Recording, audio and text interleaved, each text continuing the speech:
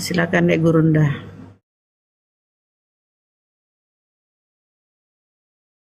Dia. Oke, Lagi Bang Suma sudah siap. Oke, sip. Apa yang kita perbincangkan sesuai dengan tema? harus sesuai dengan tema nggak Bang? Tergantung. Ibu mau bahas apa? Oke, nanti terakhir tema. Oke. Nggak menarik ini salib simbol kutub. Ya. Saya cuma mau pertanyakan Siap. soal apa itu yang kalau di Mekah itu ibadah saudara-saudara Muslim itu kalau ke Mekah kan itu ada batu apa? Haji. Hajar Ya. Aswad. Ya, batu Hajar Aswad. Itu kira-kira Bang Suma secara singkat saja sejarahnya bagaimana itu ada berdiri di sana dan mengapa setiap Muslim yang ke sana itu dia punya kerinduan untuk menyentuh batu itu. Iya. Jadi Rasulullah Muhammad SAW kemudian pernah melakukan hal yang sama, menyentuh batu tersebut sehingga ditengok oleh sahabatnya. Jadi ketika berbicara mengenai Hajar Aswad, di dalam Islam itu diceritakan di beberapa riwayat terkait pembangunan Ka'bah oleh Nabi Ibrahim dan juga anaknya Nabi Ismail. Hadis riwayat Tirmizi menyatakan bahwa Hajar Aswad ini adalah batu-batuan dari surga. Batu ini kemudian dibawa oleh malaikat Jibril dari surga dan diberikan kepada Nabi Ibrahim yang sedang menjalankan pembangunan Ka'bah atas perintah Allah. Kemudian, ya seperti itu.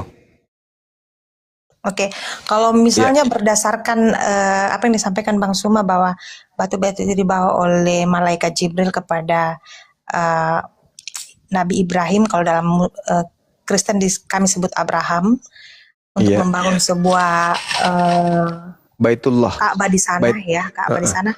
Artinya itu tidak bisa terlepas dari sejarah kepercayaan orang-orang Yahudi yang mengimani Taurat kan. Dia juga mengimani bahwa Abraham itu adalah nabi terdahulu mereka, nabi nenek moyang mereka. Jadi kepemilikan untuk batu aduh susah sekali saya bilang. Hajar Aswad. Hajar Aswad itu apakah juga diklaim oleh orang-orang Yahudi bahwa itu juga bagian dari mereka atau hanya diklaim oleh orang Muslim? Karena kalau dilihat dari penjelasan Bang Suma bilang tadi itu pemberian malaikat Jibril kepada Ibrahim dalam Ya, jadi kalau kita lihat sejarah dan hadits juga, Nabi Ibrahim bersama dengan anaknya Nabi Ismail yang ke Mekah. Sementara Nabi Ibrahim dengan anaknya Ishak itu ke Palestina. Jadi masing-masing anak ini diberikan warisan. Satu yang ke Palestina, satu yang ke Mekah. Nah, Ishak juga ada batu tugu buat dia, yang kami sebut dengan Masjidil Aqsa. Sedangkan orang-orang Yahudi menyebutnya dengan tembok ratapan. Situ juga ada batu. Nah, sedangkan di Mekah itu ada Hajar Aswad ini yang kami imani. Karena memang kalau kita lihat di dalam kitabnya orang Yahudi, misalnya di Yehezkiel 28 nomor 13, di situ dikatakan begini, engkau di Taman Eden yaitu Taman Elohim, penuh segala batu permata yang berharga, yaspis merah, krisolit, yaspis hijau, permata pirus, krispars, dan nefrit, lasurit, batu dara, dan seterusnya. Jadi surga itu yang banyak batu-batuan. Sedang diterangkan kemudian di dalam hadis Rasulullah yang diceritakan kemudian Tirmizi, itu adalah batu dari surga yang diberikan kepada Abraham sebagai cenderamata untuk Nabi Ismail. Gitu. Oke. Terima kasih Bang Suma, jelas ya data sejarahnya. Terus yang saya pertanyakan tadi, mengapa saudara Muslim itu biasanya sampai berdesak-desakan untuk menyentuh batu itu? Apa makna teologinya di sana, Bang Suma? Oke, jadi gini, umat Alaihi Wasallam itu diberitakan di dalam Al-Quran, Kul in kuntum tuhibbunallaha fattabi'uni yuhibbukumullah wa yaghfir lakum dzunubakum wallahu ghafurur rahim. Jadi Allah mengatakan, katakanlah wahai Nabi Muhammad, jika mereka kemudian menginginkan keselamatan, ingin dosa-dosanya dihapuskan, dan ingin kemudian dia dicintai oleh pencipta langit, ajarlah melakukan apa yang kamu lakukan. Fattabi'uni. Nah, sedangkan Nabi Muhammad SAW di dalam Al-Quran surah Al-Jumu'ah ayat 2, Allah menerangkan bahwa kedatangan kan umatnya, wa yuzakkihim huwallazi ba'atsa fil ummiyina rasulan minhum yatslu alaihim ayatihi wa yuzakkihim. Jadi Nabi Muhammad itu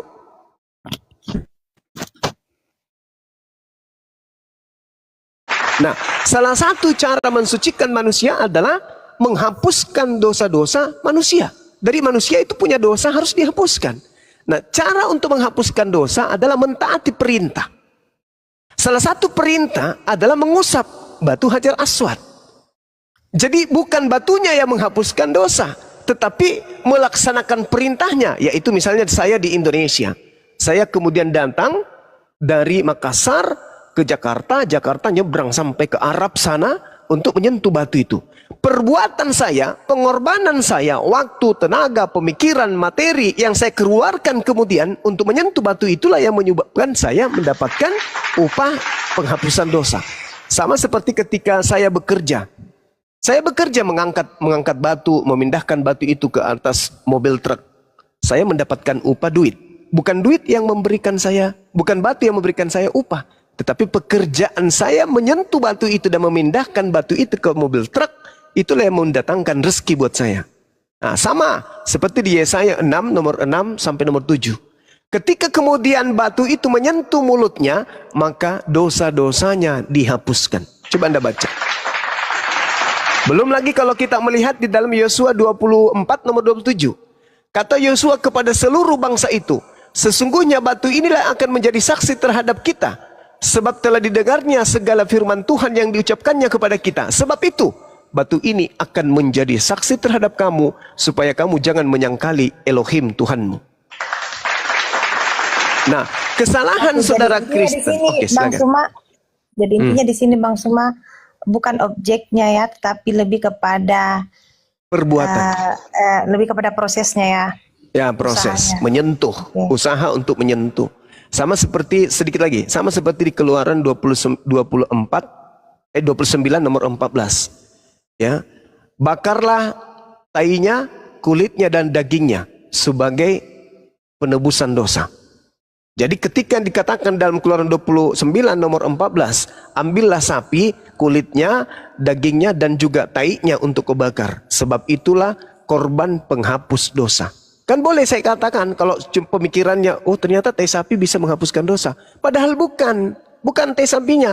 Tapi upaya membakar tai sapi, kulitnya dan juga dagingnya, itulah yang menghapuskan dosa. Pekerjaan melakukan perintah Tuhan itulah yang kemudian menghapus dosa. Sama seperti kami membuang duri di jalan.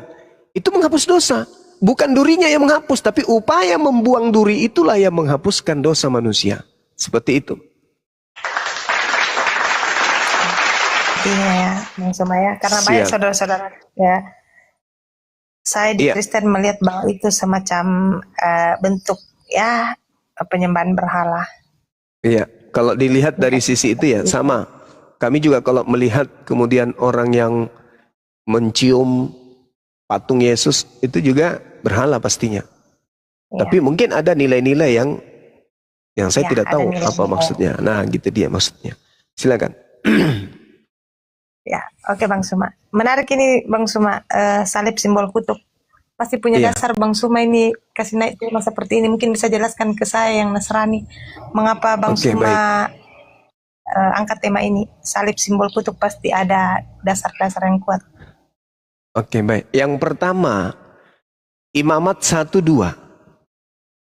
Di situ diceritakan kemudian bahwa katakanlah kepada orang Israel apabila mereka hendak mempersembahkan korban penebus dosa kepada Tuhan, maka hendaklah kemudian mereka mempersembahkan hewan ternak berupa kambing, domba, sapi, lembu. Itu kepada orang Israel. Nah, untuk apa mereka melakukan itu? Untuk melakukan penebusan dosa. Tidak pernah berubah menjadi manusia. Cerita punya cerita. Ada kejadian di dalam Bible, upaya-upaya orang Yahudi membunuh sosok yang bernama Yesus. Karena cemburu, karena faktor politik dan ekonomi yang mendasari mereka, sehingga mereka berkomplotan kemudian untuk membunuh Yesus tersebut. Di dalam kitab saudara, Yohanes 11 nomor 45 sampai nomor 57 jelas terurai di sana. Orang Yahudi, imam kepala, mahkamah agama, ahli Taurat, pokoknya semua ahli Taurat berkumpul sepakat membunuh Yesus demi supaya bangsanya tidak dirampas oleh orang Roma. Bukan untuk dosa. Bukan untuk dosa. Nah, kemudian Matius 26 nomor 4, Yesus ingin dibunuh dengan cara tipu muslihat. Mereka melakukan kesaksian palsu. Matius 26 nomor 59. Pokoknya Yesus ini disepakati untuk dibunuh apapun caranya, demi untuk mereka bebas dari perbudakan Romawi, supaya bangsanya tidak dirampas oleh Roma. Itu alasannya kenapa Yesus ingin dibunuh. Tak ada karena dosa. Iya. Nah, kemudian terjadi proses. Paulus 30 tahun lebih setelah terjadi tragedi penyaliban menulis sebuah surat. Nama suratnya Galatia. Di bab 3 nomor 13 dikatakan, Yesus telah menebus kita dari kutuk hukum Taurat dengan jalan menjadi kutuk. Sebab ada tertulis, terkutuklah orang yang mati digantung di atas tiang salib.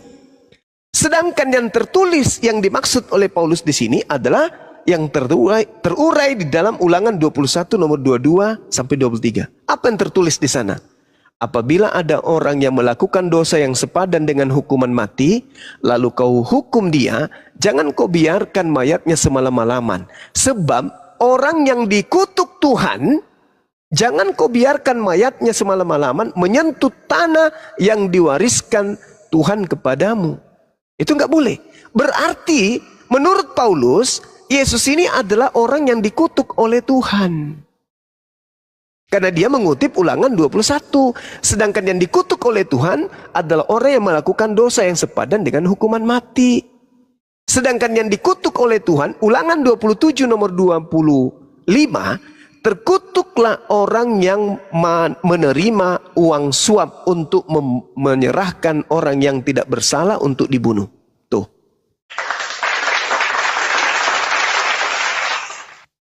Berarti salib ini apa? Simbol kutuk. Karena Paulus sendiri mengatakan, Yesus telah menebus kita dari hukum Taurat dengan jalan menjadi kutuk. Jadi Yesus itu di atas salib itu kutuk dia menjadi kutuk.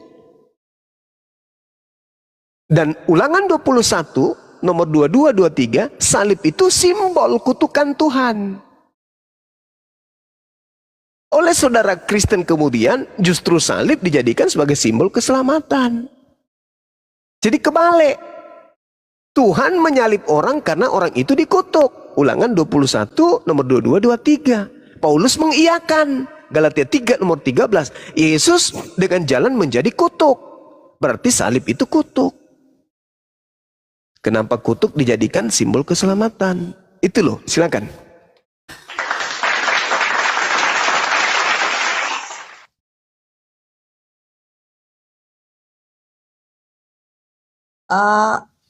Lalu bagaimana Muslim melihat, oke, mungkin kita sepakat bersama bahwa sejarah penyaliban itu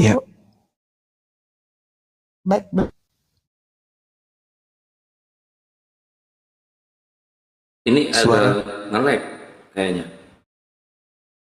istilahnya penjahat kelas kakap, di atasnya lagi penjahat ya. Saya bahasakan sederhana Iya. seperti itu Bang Suma.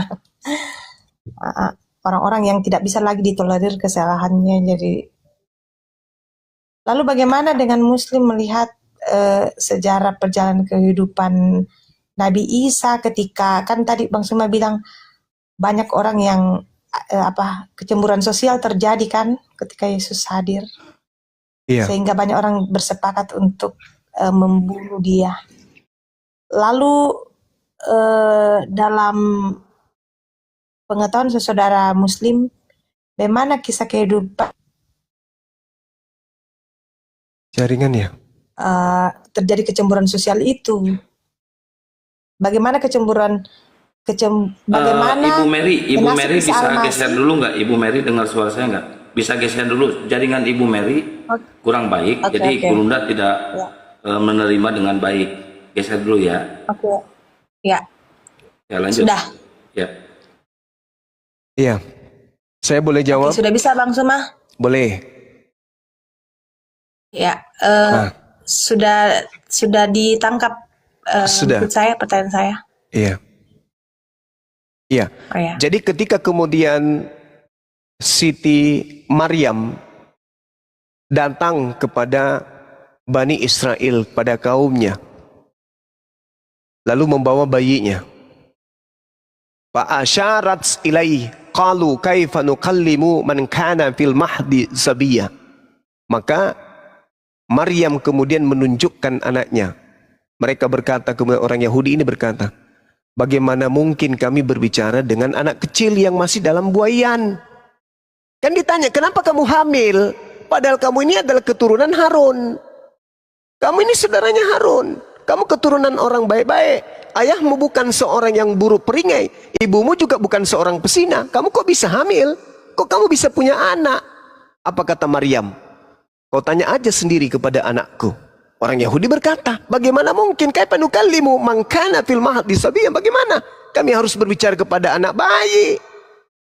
Di dalam Al-Quran dikatakan, anak bayi itu berbicara, Inni Abdullah. Sesungguhnya aku ini adalah hamba Allah. Jadi Nabi Isa membela ibunya. Kalau di Bible tidak ada pembelaan sekalipun yang dilakukan oleh Yesus kepada ibunya. Bahkan Yesus tidak pernah memanggil ibunya dengan panggilan ibu di dalam Bible. Kalau di Al-Quran, Nabi Isa membela ibunya. Ini Abdullah. Jangan kau ganggu ibuku. Aku ini adalah orang yang suci. Ini Abdullah. Aku ini hamba Allah. Atani al-kitab wa ja'alani nabiyan. Dia memberiku kitab. Dan Tuhan juga menjadikan aku seorang nabi. Wa ja'alani mubarakan aina ma kuntu. Dan Tuhan menjadikan aku seorang yang diberkahi di mana saja aku berada.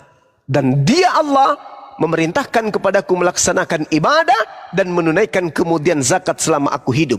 Wa barram biwalidati wa lam yaj'alni jabbaran syaqiyya, dan berbakti kepada ibuku dan tidak menjadikan aku sebagai seorang yang sombong lagi celaka. Lalu dia katakan apa? Anak bayi ini berbicara, wassalamu alayya yauma wulid wa yauma amut wa yauma ub'atsu hayya. Semoga kesejahteraan dilimpahkan kepadaku pada saat aku dilahirkan, pada saat aku diwafatkan, dan pada saat aku dibangkitkan hidup kembali. Nah, lalu kemudian Allah menerangkan, zalika Isa bin Maryam qaulal haqqil ladzi fihi yamtarun. Itulah Nabi Isa yang menyatakan perkataan yang benar yang mereka orang-orang Yahudi ragukan kebenarannya. Nah, lalu apa yang terjadi kemudian? Ketika orang-orang Yahudi berselisih paham tentang Nabi Isa, mereka kemudian semakin memperlihatkan kedegilan kebenciannya kepada Nabi Isa alaihissalam. Nabi Isa besar, memperlihatkan mukjizat, membangkitkan orang mati, lalu kemudian membuat orang lumpuh berjalan, penyakit sampar sembuh dan seterusnya. Malah dituduh sebagai pelaku sihir. Tidak pernah mereka ini melihat Yesus itu, Nabi Isa ini adalah sesuatu yang benar. Karena dia, menurut mereka, dia berasal dari anak haram, kok bisa kayak gini? Kok bisa jadi hebat kali orang ini? Akhirnya, pengingkaran dan penolakan terhadap Nabi Isa itu semakin menjadi-jadi terhadap orang Yahudi terhadap Nabi Isa alaihissalam. Nah, itu yang terjadi. Sehingga mereka bersepakat untuk membunuh. Kenapa mereka sepakat membunuh? Karena mereka melihat bahwa pengaruh Nabi Isa ini semakin kuat. Dan kalau Nabi Isa semakin kuat pengaruhnya, maka orang-orang di luar daripada mereka akan datang merampas tempat mereka. Apa yang terjadi? Kesepakatan mereka membunuh Nabi Isa. Tapi Allah kemudian menyelamatkan Nabi Isa alaihissalam. Tidak jadi dibunuh. Jadi yang dibunuh itu adalah penggantinya. Selesai cerita. Nabi Isa kami tidak dibunuh, tapi diangkat oleh Allah. Yang mati, yang disalib adalah pengganti dari Nabi Isa alaihissalam. Nah, yang menarik di sini, saudaraku, yang menarik, ternyata di dalam Bible yang mati digantung itu adalah orang yang dikutuk oleh Tuhan. Sedangkan kalau saya tanya nih orang Kristen, mau lulusan apapun dia, pastor, pendeta, aku tanya, Pak Pendeta, tolong tunjukkan kepada saya, apa dosa Yesus sampai dia harus dikutuk oleh Tuhan? Kata mereka, tak ada dosanya. Loh, kalau begitu bukan dia yang mati di atas tiang salib. Karena yang mati digantung di tiang salib adalah orang yang dikutuk oleh Elohim. Karena orang ini melakukan dosa. Oh, tidak ada dosanya Bang Suma. Lalu, dosa-dosa kami lah yang ditanggungnya. Wah, nggak nyambung.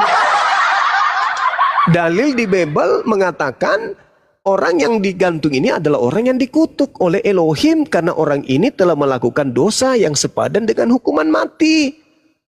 Paulus memberikan petunjuk itu. Sebab ada tertulis, terkutuklah orang yang digantung di atas tiang salib.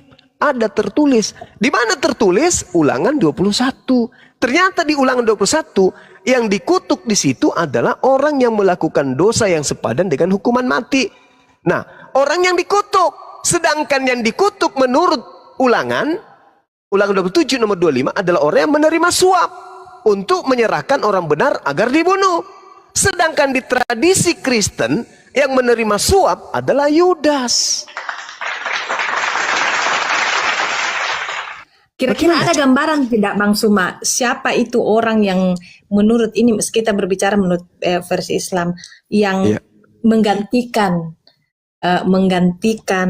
Isa, karena kan terjadi kecemburuan sosial, singkatnya seperti itu, lalu Nabi Isa diselamatkan oleh Allah, diangkat ke sorga, dan penggantinya lah. Kira-kira ada bayangan dalam Muslim, kira-kira siapa yang menggantikan orang itu? Kalau di Islam dikatakan wama qataluhu. Ada data jelasnya begitu? Tidak dijelaskan siapa yang menggantikan. Akan tetapi yang menggantikan Nabi Isa itu dituduh dengan tuduhan yang hanya mengikuti persangkaan belaka. Mereka tidak yakin tentang siapa yang dibunuh ini. Mereka tidak yakin. Makanya coba Anda lihat di dalam Kisah Para Rasul 25 nomor 19. Mereka berselisih paham tentang seseorang yang bernama Yesus. Paulus berkata dia hidup, tetapi orang lain mengatakan dia sudah mati. Berselisih paham. Nah, di dalam Markus 16:12 juga diceritakan. Setelah itu, Yesus menampakkan diri dalam bentuk rupa yang lain kepada dua orang muridnya. Pertanyaannya, dari mana Markus tahu kalau itu adalah Yesus dalam bentuk rupa yang lain? Kan tidak ada. Mereka hanya mengikuti persangkaan belaka. Tak ada yang memastikan. Markus tidak pernah bertemu Yesus. Di mana Markus bertemu Yesus? Tidak pernah. Mereka hanya mengikuti persangkaan belaka. Ini adalah Yesus yang dalam bentuk rupa lain. Dari mana dia tahu? Berarti Al-Quran betul. Mereka tidak yakin dengan apa yang mereka bunuh. Mereka nggak yakin. Nah, makanya sederhananya begini. Kalau di dalam Al-Quran, dalam surah Maryam ayat 19, Nabi Isa alaihissalam diterangkan bahwa beliau adalah seorang nabi yang suci. Itu diterangkan di dalam surah Maryam ayat 19. Itu jelas. Artinya beliau dikatakan li'ahabalaki gulaman zakiyah, seorang anak laki-laki yang suci. Ini Nabi Isa. Sedangkan di dalam Bible Kisah Para Rasul 4 nomor 30, Yesus adalah hamba yang suci. Sedangkan yang digantung adalah manusia yang dikutuk. Ini siapa ini? Yang dikutuk ini siapa? Ulangan 27 nomor 25, terkutuklah orang yang makan suap untuk menyerahkan orang benar untuk dibunuh. Ini siapa ini yang melakukan hal ini? Sedangkan kalau kita lihat di dalam Amsal 21 nomor 18, jelas sekali dikatakan orang fasik dipakai sebagai tebusan bagi orang yang benar, dan pengkhianat dipakai sebagai ganti orang yang jujur. Sedangkan Yesus berkata di dalam Lukas 24 nomor 44, harus digenapi tentang aku apa yang tertulis di dalam kitab Amsal. Orang fasik dipakai sebagai tebusan bagi orang benar, dan pengkhianat sebagai ganti orang yang jujur. Nah, siapa yang fasik ini? Kita baca kemudian di kitab Amsal 17 nomor 27, yang disebut orang fasik di sana adalah orang yang menerima suap. Saya bacakan Amsal 17 nomor 23. Siapa orang fasik ini? Orang fasik adalah mereka yang menerima suap. Siapa yang menerima suap? Yudas. Berarti kalau kita mengartikan Amsal 21:18, Yudas dipakai tebusan untuk Yesus, dan pengkhianat, siapa pengkhianat? Yudas. Yudas dipakai ganti sebagai tebusan kepada Yesus. Karena Yesus berkata di dalam Lukas 24 nomor 44, harus digenapi tentang aku apa yang tertulis di dalam kitab Amsal. Al-Quran betul, pengakuan Yesus betul. Yang salah Kristen, karena menyembah orang yang digantung terkutuk di atas pohon disalib. Makanya coba saudara saya ini, coba Anda baca di dalam Matius 7 nomor 22-23. Pada hari terakhir nanti banyak orang memanggil aku Tuhan. Bukankah kami bernubuat pakai namamu Yesus, bermujizat pakai namamu Yesus, mengusir setan pakai namamu Yesus? Oke, Apa kata Yesus? saya potong. Silakan. Silakan. Saya potong Bang Suma, maaf. Aku tidak akan mengenal engkau. Maksud di situ Bang Suma, dalam konteks itu kan ini ayat juga yang sering dipakai oleh apologet Islam untuk menjelaskan. Iya. Saya menerima penjelasan yang tadi itu sangat sinkron. Oke. Saya mencoba menarik benang merahnya. Saya menyimak secara mendalam, dan saya ini walaupun kita tidak bisa langsung mengklaim, tetapi ini dari penjelasan Amsal ke apa yang dikatakan oleh Yesus itu memang mendekati dengan Yudas. Ya, mendekati dengan Yudas, karena pada saat itu hanya Yudas lah yang menerima suap. Itu mendekati, tapi kita juga tidak bisa mengklaim apakah itu betul-betul Yudas. Nah, soal yang Bang Suma menjelaskan ke saya tentang ini pemahaman iman saya, itu adalah konteks di mana memang Tuhan berteriak, bukan orang yang ibadah tiap hari di gereja, orang yang ibadah ini dalam konteks iman Kristen, bukan orang yang tiap hari ibadah di gereja yang berteriak Tuhan, Tuhan, aku mengenal Engkau, atau orang yang mengatakan saya beriman, tetapi adalah orang yang melakukan kehendak. Jadi ini lebih kepada konteks Yesus mau katakan berbuat kasih lah, jangan banyak ngoceh bilang saya percaya dia tapi tidak ada perbuatan baiknya. Itu yang saya tahu, bukan artinya bahwa di situ konteksnya kalau dilihat yang melakukan kehendak Bapakku, bukan berarti bahwa di situ penyangkalan Tuhan Yesus bahwa saya tidak mengakui engkau sebagai muridku. Itu yang saya pahami sih Bang Suma dalam konteks Matius 7 itu lebih kepada bukan orang yang teriak-teriak. Ya, berteriak-teriak bahwa saya percaya Tuhan, tetapi lebih kepada perbuatan baik, orang yang melakukan seperti. Dan saya rasa semua agama punya hal yang sama ya Bang Suma, bahwa bukan hanya kita katakan kita Islam atau kita Buddha, kita Hindu, kita Konghucu, tetapi orang yang melakukan kebaikan. Saya lebih kepada itu sih Bang Suma. Saya tidak mau berdebat di ayat itu. Makasih. Oke. Kalau saya sederhananya gini. Kan Yesus mengatakan, dari buahnya kamu mengenal mereka. Bukan setiap orang yang berseru kepadaku Tuhan, Tuhan Artinya mendudukkan Yesus ini sebagai orang yang duduk di tempat yang istimewa. Bahkan Kristen mengistimewakannya menjadi Tuhan. Akan masuk ke dalam kerajaan surga. Melainkan dia yang melakukan kehendak Bapakku yang ada di surga. Nah, pertanyaan saya, kehendak Bapa itu menyembah Yesus atau kehendak Bapa menyalib Yesus? Itu tertulis di mana? Di dalam Keluaran 23 nomor 7 nomor 8, jangan kau membunuh orang yang tidak bersalah. Jangan kau membunuh orang yang benar. Itu kehendak Bapa. Amsal 6 nomor 16, 6 perkara yang dibenci oleh Tuhan, bahkan 7 kekejian di dalam hatinya, yaitu menumpahkan darah orang yang tidak bersalah. Menumpahkan darah Yesus yang tidak bersalah itu adalah kekejian. Itu hal yang dibenci. Berarti Bapak berkehendak jangan bunuh Yesus. Keluaran 23 ini nomor 7 nomor 8. Jangan membunuh orang yang tidak bersalah. Jangan. Itu kehendak Bapak. Dan kalau secara garis besar, ya, kehendak Bapak ini ibadah Minggu atau ibadah Sabtu. Kehendak Bapak makan babi atau jangan makan babi. Kehendak Bapak masuk ke sinagoge atau masuk ke gereja. Kehendak Bapak ini nyembah Yesus atau menyembah Bapak yang di surga. Semua dilanggar. Makanya Yesus mengatakan, enyahlah daripada aku. Setuju di situ.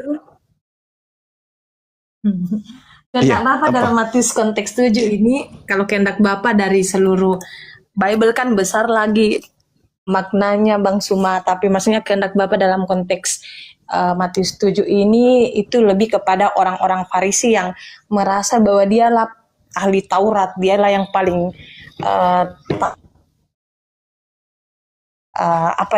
labelnya saja mereka para ahli Taurat, tetapi selalu mendiskriminasikan orang-orang yang miskin, orang-orang yang ya istilahnya tidak bisa diterima di masyarakat menurut orang-orang Yahudi. Itulah yang mereka diskriminasikan. Jadi kalau kehendak Bapak secara luas memang besar maknanya Bang Suma, tapi dalam konteks Matius 7 yang saya pahami di sini teguran keras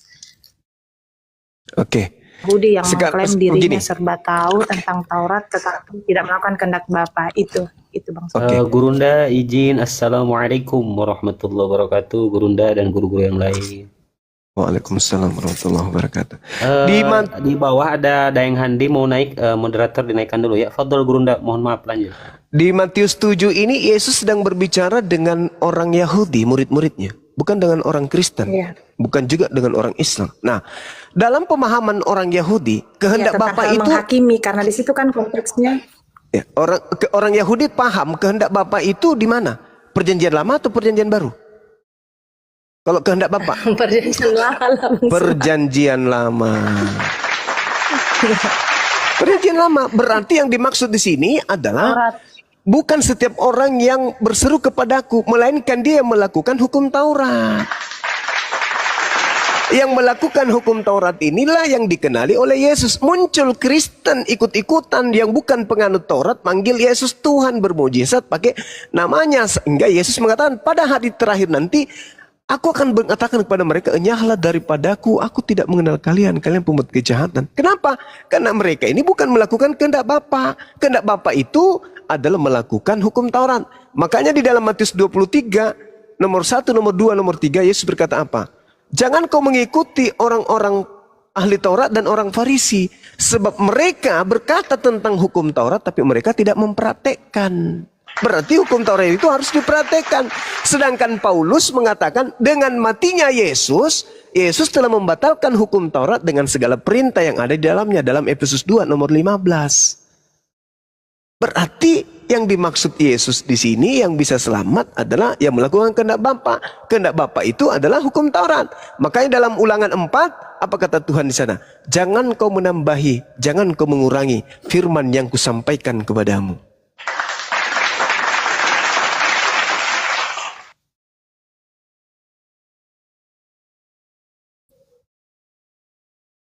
Ya, Ibu Mary. Ya Pak. Lagi menyimak, lagi loading. Ya, itu dia. Jadi Yesus ini mengatakan hukum Taurat sama seperti ketika dia berkata di dalam Matius Matius 5 tadi. Barang siapa yang meniadakan hukum Taurat meskipun yang paling terkecil. Ini kalau kita sikapi dengan akal sehat, Yesus berbicara kepada Bani Israel. Barang siapa yang meniadakan hukum Taurat meskipun yang paling terkecil dan mengajarkan kepada orang lain, maka dia akan menempati tempat terhina di dalam kerajaan langit. Apa tempat terhina itu? Neraka. Berarti tidak boleh menghilangkan. Nah, sedangkan kalau kita melihat apa yang dilakukan oleh Paulus, menghilangkan hukum Taurat, mengajarkan orang untuk tidak bersunat. Tapi apa yang terjadi dengan Paulus ketika dia kembali untuk ke Yerusalem setelah dia mengajarkan orang di luar Yerusalem untuk meninggalkan hukum Taurat? Apa yang Paulus lakukan? Coba saudara lihat di dalam Kisah Para Rasul 21 nomor 15 sampai nomor 26. Paulus bertaubat. Coba. Kisah Para Rasul 21 nomor 15 sampai nomor 26. Paulus bertaubat dari mengajarkan ajaran Kristen.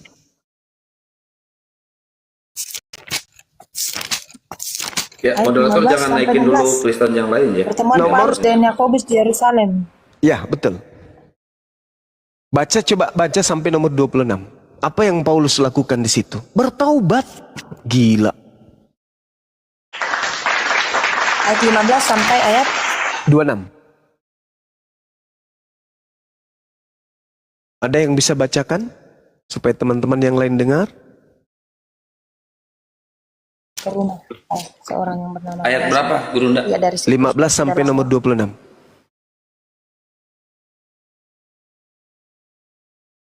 Coba teman-teman yang lain dibacakan biar saudari kita ini dengarkan. Bagus kalau didengar. Hei. Surat berapa, Gurunda? Kisah Para Rasul 21.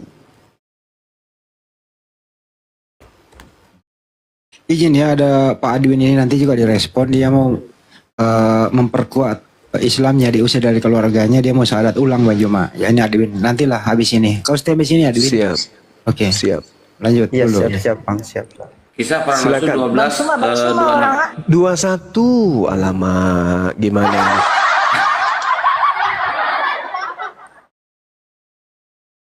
pecat asistennya itu Bang Suma, lama sekali. menceritakan bahwa Paulus pergi bersama 4 orang dan melakukan upacara penyucian diri bersama mereka pada keesokan harinya. Kemudian Paulus dan keempat orang tersebut masuk ke bait Allah untuk mengumumkan. Tidak bisa jadi dosen ini. Jadi gini, makasih Kang. Sesudah beberapa hari lamanya tinggal di Kaisarea, berkemaslah kami lalu berangkat ke Yerusalem. Bersama-sama dengan kami turut juga beberapa murid dari Kaisarea. Mereka membawa kami ke rumah seorang yang bernama Manason, dia dari Siprus. Dan sudah lama menjadi murid, kami akan menumpang di rumahnya. Ketika kami tiba di Yerusalem, semua saudara menyambut kami dengan suka hati. Pada keesokan harinya pergilah Paulus bersama-sama dengan kami mengunjungi Yakobus, semua penatua telah hadir di situ. Paulus memberi salam kepada mereka, lalu menceritakan dengan terperinci apa yang dilakukan oleh Tuhan di antara bangsa-bangsa lain oleh pelayanannya. Mendengar itu, mereka memuliakan Tuhan. Lalu mereka berkata kepada Paulus, "Saudara, lihatlah, beribu-ribu orang Yahudi telah menjadi percaya, dan mereka semua rajin memelihara hukum Taurat. Tetapi mereka yang beribu-ribu ini mendengar tentang engkau, bahwa engkau mengajar semua orang Yahudi yang tinggal di antara bangsa-bangsa asing untuk melepaskan hukum Taurat Musa, sebab engkau mengatakan supaya mereka jangan menyunatkan anak-anaknya dan jangan hidup menurut adat istiadat kita." Jadi bagaimana sekarang? Tentu mereka akan mendengar bahwa engkau telah kembali kemari. Sebab itu, lakukanlah apa yang kami katakan ini. Di antara kami ada 4 orang bernazar. Bawalah mereka bersama-sama dengan engkau. Lakukanlah pentahiran dirimu bersama-sama dengan mereka dan tanggunglah biaya mereka. Sehingga mereka dapat mencukurkan rambutnya. Maka semua orang akan tahu bahwa segala kabar yang mereka dengar tentang engkau sama sekali tidak benar. Melainkan bahwa engkau tetap memelihara hukum Taurat. Tetapi mengenai bangsa-bangsa lain, yang telah menjadi percaya, sudah kami tuliskan keputusan-keputusan kami, yaitu mereka harus menjauhkan diri dari makanan yang dipersembahkan kepada berhala, dari darah, dari daging binatang mati dicekik, dan percabulan. Pada hari berikutnya, apa yang terjadi? Paulus membawa orang-orang itu serta dengan dia, dan Paulus mentahirkan diri bersama-sama dengan mereka. Lalu Paulus masuk ke bait Allah untuk memberitakan, bait Tuhan untuk memberitahukan bahwa bila mana pentahiran akan selesai dan persembahan akan dipersembahkan untuk mereka masing-masing. Tuh, Paulus bertobat. Paulus kembali ditahirkan. Beliau kembali dibaptis. Dikembalikan, ditahirkan, disucikan. Lalu Paulus kemudian mempersembahkan persembahan. Persembahan apa yang dilakukan oleh orang Yahudi ketika dia mempersembahkan? Hewan. Bahkan orang-orang yang sudah terlanjur kemudian mendengarkan tentang Paulus mengajarkan supaya tidak bersunat. Apa kata imam-imam? Segala kabar yang mereka dengar tentang engkau sama sekali tidak benar, melainkan bahwa engkau tetap memelihara hukum Taurat. Paulus mengikuti. Berarti Paulus ketika kembali ke Yerusalem, Paulus bertobat dari ajaran Kristen. Itu fakta. Itu tertulis di Bible. Berarti yang terjadi selama ini Paulus memprank orang-orang Roma, orang-orang Yahudi, orang-orang Romawi. Sedangkan orang Romawi juga punya kepentingan. Apa itu? Mereka harus melanjutkan ritual kepercayaan nenek moyang. Apa itu? Pesta Minggu, Natalan, nyembah kepada Tuhan dewa-dewa mereka. Maka Yesuslah dijadikan sebagai Tuhan dewa mereka kemudian. Diterimalah surat-surat Paulus. Itulah yang terjadi. Makanya orang Yahudi menganggap orang Kristen ini bidat, najis, tama. Orang yang najis. Orang Kristen ini dianggap Abu Dasarah. Mereka adalah orang-orang di luar daripada pemahaman Yahudi, orang yang sesat. Begitu ceritanya. Datanglah Islam untuk meluruskan ajaran Nabi yang dibengkokkan. Seperti itu adanya. Begitu saudariku. Lanjut, Bang Handi silakan. Allahu Akbar. Ikhwan Pilah ini Komal kelap-kelip di tap-tap ya. Jangan sampai rungkat Ikhwan Pilah. Kelap-kelip. Lanjut, Deng. Deng Handi silakan. Solusi dulu sama Meriati dulu. Bukan belum. Oke, Bang Suma, terima kasih. Siap. Bang, Siap. Iya, gimana? Sinyalnya bermasalah Ibu Mary. Bang Suma asli mana, Bang Suma? Saya orang Makassar. Kita iya? Oh, Orang Toraja. Toraja. Ah, Iya. Susisia Kipale. Susisia itu tahu. Romi. Saya dari Toraja, Bang Suma, Mangkendek. berdomisili di Makassar. Sangala. Iya, orang Toraja itu pintar-pintar, baik, sabar. Apalagi orang Makale. Wih. Iya, serius, orang Toraja itu sabar, baik, santun. Mereka itu Kecuali Pak santun. Bombom. Apalagi kalau tidur Pak sabar Bombom sekali. itu campuran. Pak Bombom campuran dia. Kalau orang Toraja itu sabar. Saya besar di kalangan orang Toraja. Pantasan Banyuma kalau malam pakai sarung. Kalau saya orang Toraja yang besar di kalangan budaya Makassar, Bang Oh, Suma. iya. Iya.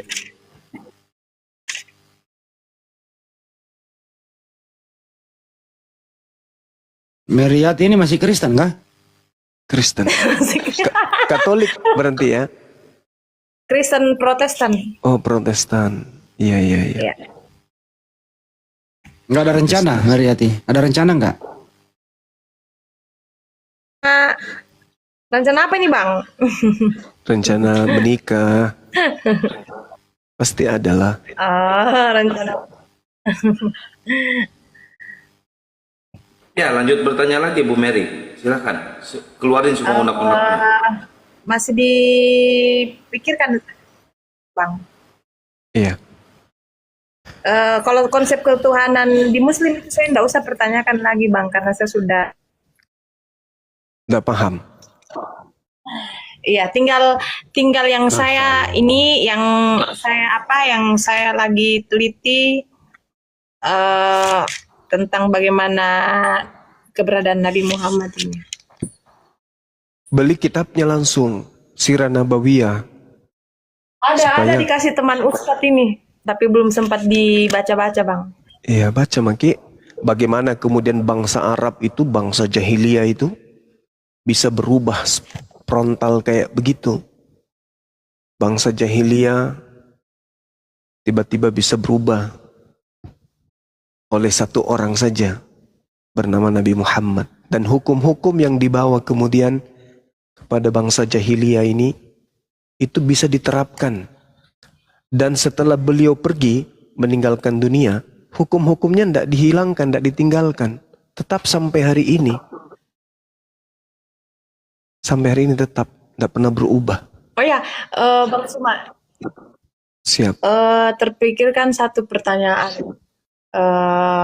Karena sudah terlanjur menyebut nama Nabi junjungan besar saudara-saudara Muslim Nabi Muhammad. Iya. Itu kan Nabi Muhammad memang berada di sekitar bangsa Arab ya untuk menyampaikan pesan-pesan. Siap. Ya, singkatnya Siap. begitu. Iya. Ya, tapi ya saya juga hanya meneruskan apa yang saya dengar. Saya tidak punya data untuk itu, nanti Bang Suma yang luruskan. Iya.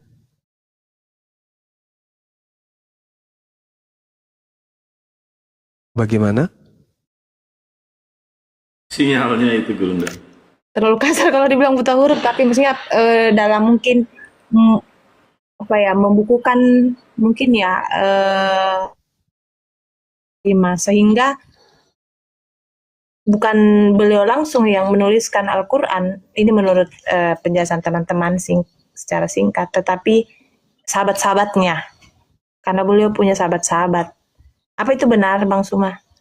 Iya.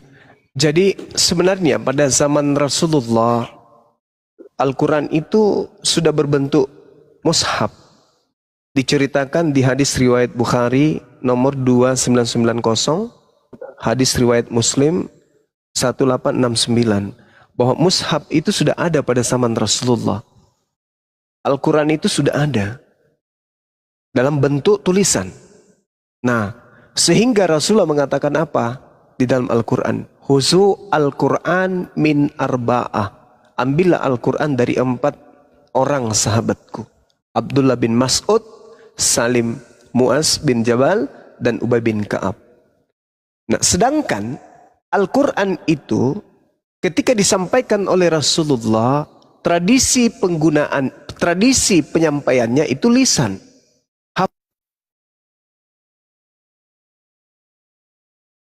Aduh, kena report. Kena lagi. Kena report, Bang Suma. Astagfirullah. Aduh. Oke, Digaspol silakan. dulu tab-tab layarnya Asisten. teman-teman. Mungkin bisa membantu Bang Suma menjelaskan. Ya, biar nggak bias, biar Gurunda aja, Bang Juma aja yang menjelaskannya, Bu ya. Sabar dulu ya. Nanti naik lagi dia, akunnya banyak, ada 334.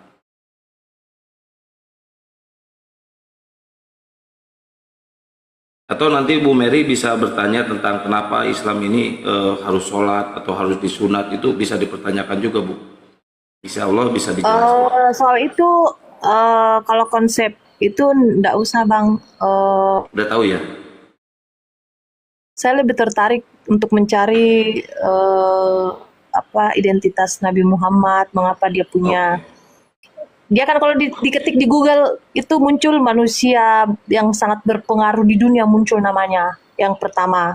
Jadi pasti orang punya rasa penasaran mengapa dia punya pengaruh seperti itu. Padahal kalau dipikir latar belakang pendidikannya dia tidak seperti Paulus yang terpelajar. Dia dapatkan, tetapi kenapa bisa dia mengingat begitu? Maksudnya secara manusia begini kan Pak, hitung-hitungnya saya begini. Pesan yang kita dengar hari ini 2 jam kemudian ketika kita mau teruskan ke orang lain itu belum tentu bisa sama titik komanya begitu. Nah, Nabi Muhammad kan juga adalah manusia yang sama seperti kita, punya mata 2, telinga 2, pikiran seperti itu. Tetapi kalau saya seorang yang bukan Muslim mempertanyakan itu, kenapa bisa terbukukan apa ya, Al-Quran.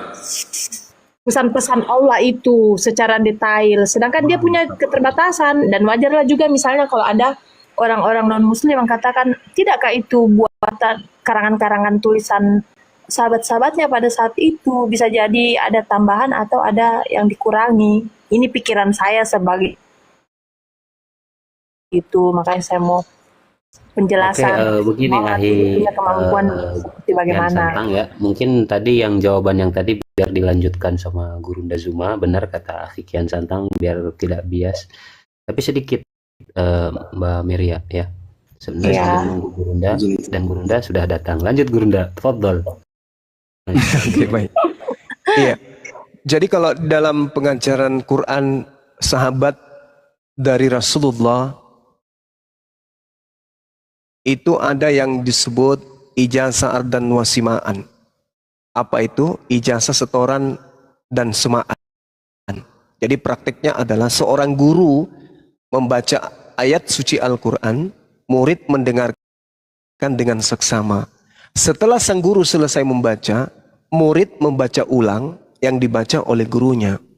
Nah, ketika ada kesalahan, maka pasti akan diluruskan. Al-Quran diwahyukan selama 22 tahun kurang lebih.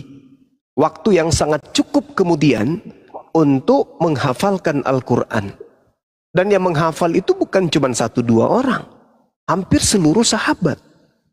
Sedangkan hari ini, anak-anak Islam bukan sahabat Rasulullah. Bisa menghafal Quran, ada yang 3 tahun. Bisa menghafal sampai 30 juz. Apalagi mereka orang-orang Arab, orang-orang cerdas.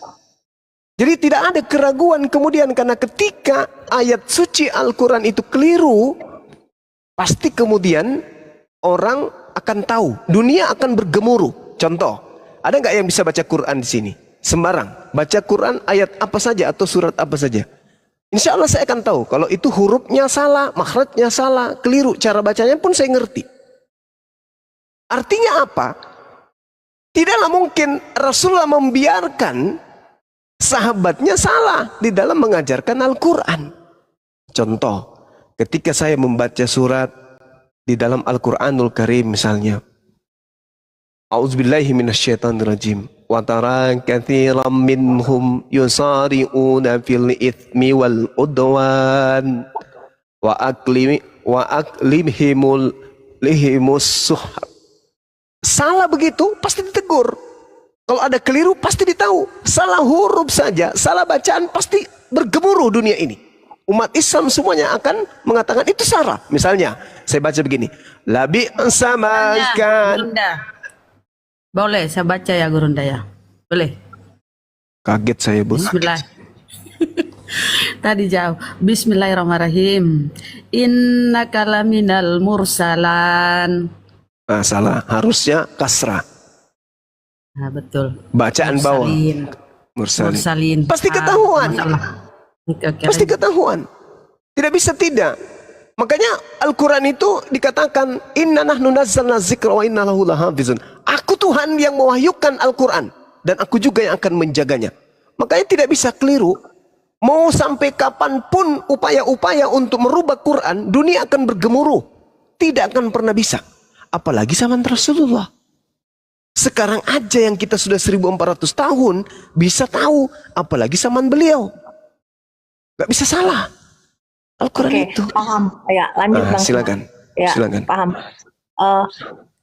Ini kan zaman Injil dibawa oleh Nabi Isa dengan Nabi Muhammad itu jaraknya kurang lebih 600 tahun ya. Mohon diluruskan kalau salah. Jaraknya kurang Iya. lebih seperti itu, 600 tahunan seperti itu. Iya. Dan di Al-Quran ada begitu banyak sekali ada di Bible. Baik itu Gimana, dalam konteks perjanjian lama maupun Gimana di di Al-Quran? Al-Quran di Al-Quran ada begitu banyak cerita-cerita yang hampir sama dengan yang ada di kitab Taurat ya, perjanjian lama maupun perjanjian baru. Iya. Nah, teman saya biasa bilang begini, kalau kamu beli buku dianalogikan begini, kalau kamu beli buku, kamu mau cetakan yang Nah, pasti orang selalu mau bilang cetakan yang terbaru seperti itu.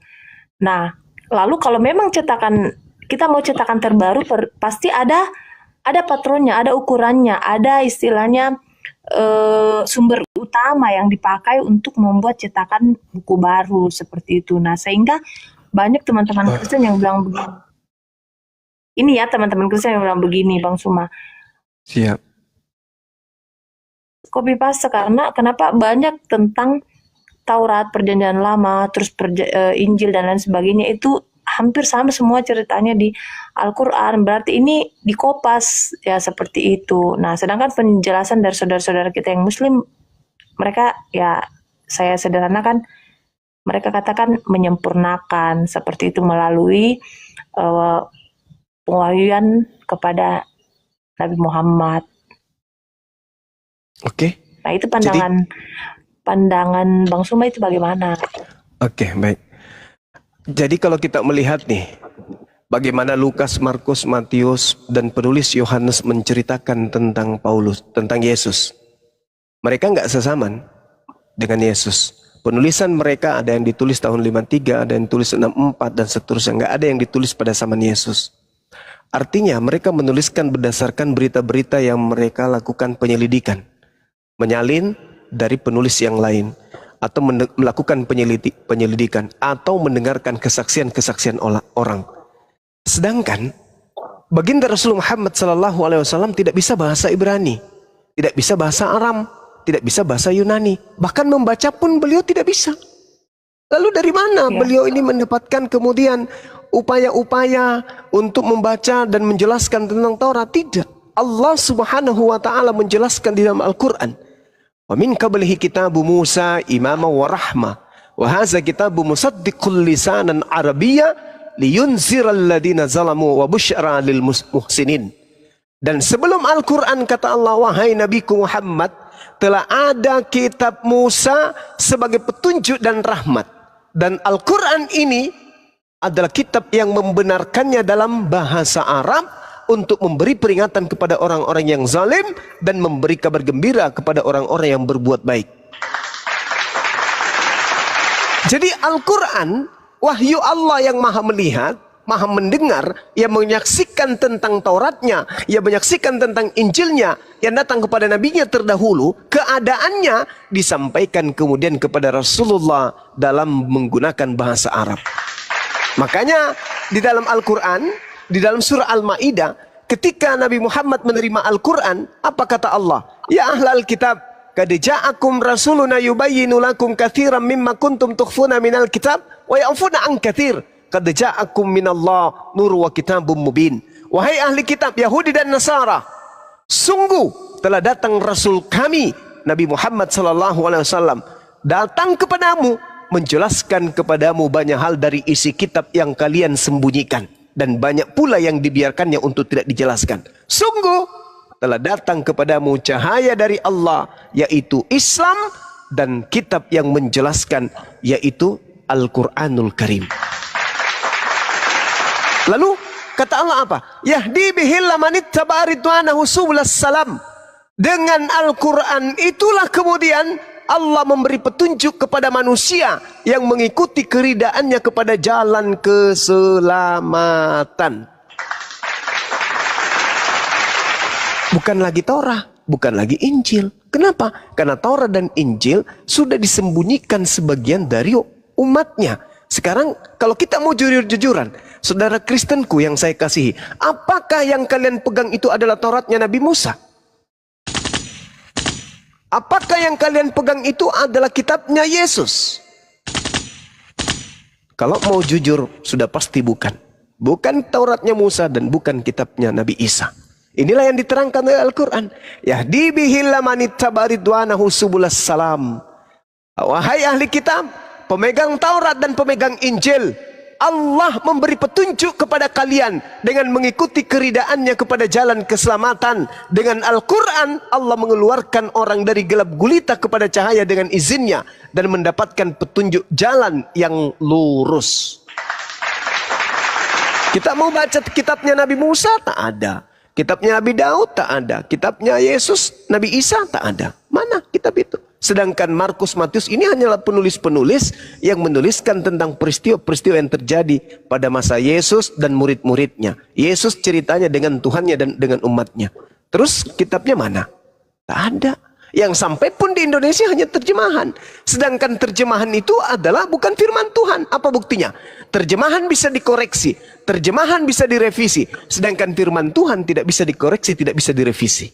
Nah, ini yang dialami oleh kitabnya saudara Kristen. Kenapa bisa direvisi? Kenapa bisa dikoreksi? Karena bukan firman Tuhan. Hanya terjemahan. Itu pun terjemahan dari buku-buku hasil penyelidikan orang-orang yang tidak dikenal. Alhamdulillah Al-Quran hadir kemudian sebagai penunjuk jalan menuju kepada jalan keselamatan. Seperti itu. Silakan yang lain.